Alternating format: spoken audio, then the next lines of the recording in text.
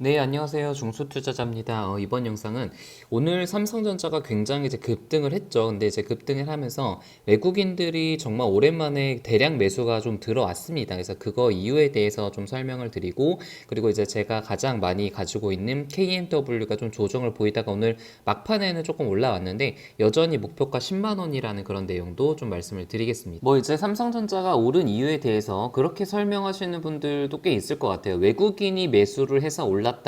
뭐 이제 표면적으로 봐서는 맞는 얘기죠. 근데 저는 이렇게만 설명을 하는 것이 굉장히 바보 같은 그런 짓이라고 생각을 하고 있고, 이것보다 더 중요한 것은 그런 외국인이 왜 매수했는지를 알고 있어야 하는 것이 훨씬 더 중요하다고 생각을 하고 있습니다. 그러니까 외국인이 매수해서 올랐다고 생각을 하는 것은 A 때문에 이제 B가 올랐다라고 그렇게 생각을 하는 건데, 사실은 그 진짜 원인은 C에 있는데 이 C를 보지 못하고 A만 바라보는 것은 나중에 이제 계속 장기적으로 투자를 했을 때 이거 원인을 계속해서 이제 알지 못하기 때문에 그냥 질질 끌려가는 그런 투자를 할 수밖에 없다고 생각을 해요. 그래서 제가 계속 말씀드리는 것처럼 주식이라는 것은 그냥 단순히 이제 도박이 아니라 수학이고 논리가 항상 있어야 된다고 생각을 해요. 그래서 그 논리를 가지고 미리 선제적으로 투자를 하는 것이 돈을 버는 그런 게임이라고 생각을 해요. 그래서 논리 없이 투자를 한다면서 그것은 이제 도박이라고 생각을 하고 있어요. 그래서 오늘 이제 그 외국인의 대량 매수가 좀 들어오면서 삼성전자 거의 5% 넘게 좀 올랐고, 저 같은 경우는 5월 말부터 이제 매수를 해가지고 한 700만 원 정도 매수를 했었고, 현재 수익률 한 15% 정도를 좀 기록을 하고 있습니다.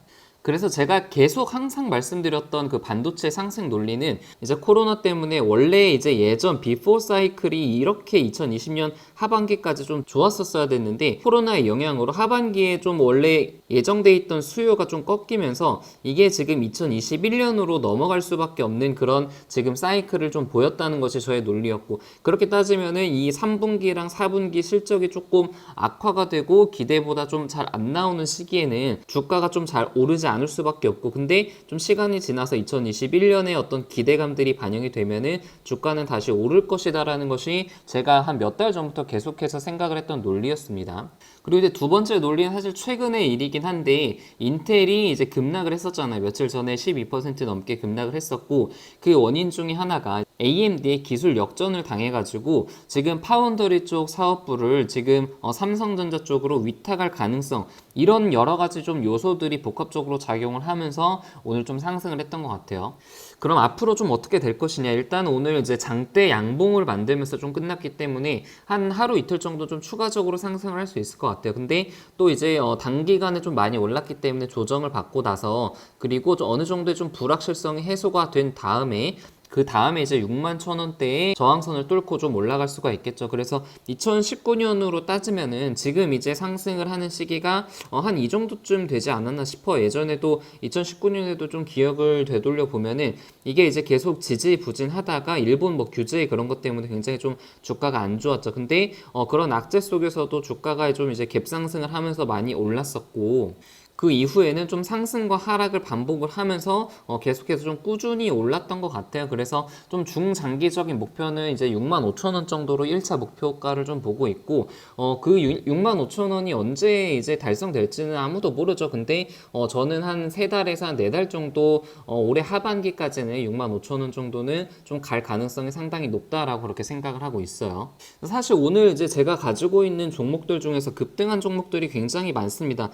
제가 이제 예전부터 좀 가지고 있었던 자이 S&D라는 그런 기업을 아시는 분도 아실 거예요. 그래서 저 같은 경우는 이것을 이제 6월 한 초중순 정도에 매수를 해가지고 한 달 조금 넘게 더 걸렸네요. 근데 재건축 용적률 관련된 그런 이슈가 나오면서 한 8% 정도 올랐고, 이 기업 같은 경우는 상당히 좀 지지부진하고 지루했었는데, 아무튼 실적 2021년까지는 좀 확실히 좋아진다는 그런 확신이 있었기 때문에 크게 신경 안 쓰고 이제 오를 것이라는 그런 생각을 계속 했었습니다. 근데 오늘 다행히 이슈를 받고 좀 올랐고, 제넥신도 사실 제가 5만 원대에서 매수를 했다가 이제 몇 프로 못 먹고 이제 매도를 했던 그런 기업인데, 제가 최근에 다시 좀 매수를 했었어요. 9만 원대에서 매수를 해가지고 지금 한 20% 정도 수익률을 좀 보이고 있는데, 이게 오늘 일단 한 20% 넘게 좀 급등을 하긴 했는데 좀 팔까도 살짝 고민을 했었거든요. 근데 일단 시장 자체가 좀 좋고 큰 이슈가 없이 올랐기 때문에, 이게 이슈가 앞으로 어떤 이슈가 이슈가 나올지 모르기 때문에 좀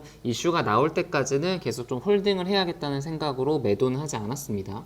그리고 G3BNT도 한 9% 정도가 올랐는데 이거는 제가 이제 비중을 그렇게 많이 가지고 있었던 그런 기업은 아니에요. 근데 뭐 아시는 분들 아시겠지만 올해 이제 하반기에 임상 3상에 대한 그런 데이터 탑라인 발표가 좀 예정이 되어 있고 이 안구 건조증 말고도 여러 가지 그 파이프라인들이 있는데 이런 파이프라인들에서 그 좀 좋은 그런 결과를 계속해서 좀 보이고 있더라고요. 그래서 오늘 좀 좋은 모습을 좀 보였습니다.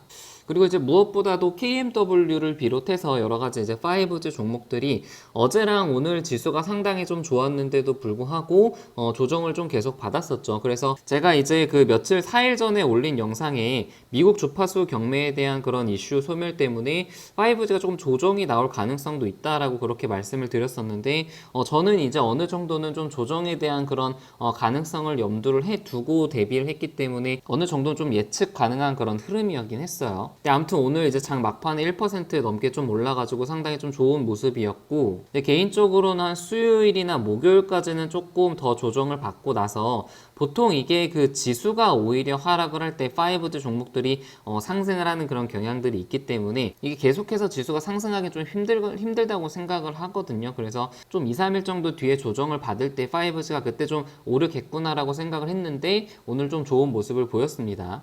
그래서 사실 이제 거의 전 고점까지 다 왔어요. KMW는 전 고점까지 왔고 여기서 이제 돌파를 하느냐 마느냐의 싸움인데 일단 2분기 실적을 조금 기다려 봐야겠죠. 2분기 실적이 좀 기대보다 잘 나오는지 안 나오는지에 따라서 단기적으로는 좀 조정을 받을 수도 있고 아니면은 박스를 좀 뚫을 수도 있습니다. 근데 아무튼 제가 이제 투자를 하는 것은 3분기랑 4분기까지 보고 있기 때문에 올해 말에 한 10만 원까지는 좀 무난하게 갈 가능성이 상당히 높다라고 생각을 하고 있고 지금은 좀 여유 있게 그렇게 투자를 하고 있습니다. 그래서 시장이 좀 전반적으로 좋아서 이제 저도 수익이 많이 나고 있고 사실 이런 장에서 수익이 좀 나지 않는다면은 뭔가 좀 문제가 있는 그런 포트폴리오라고 생각을 하고 있고 만약에 수익이 나지 않는다면은 왜 수익이 나지 않을까 어떤 이유 때문에 그럴지에 대해서 한번 좀 고민을 해 보셨으면 좋겠어요. 네, 영상은 여기서 마치도록 하겠습니다. 네, 이상입니다.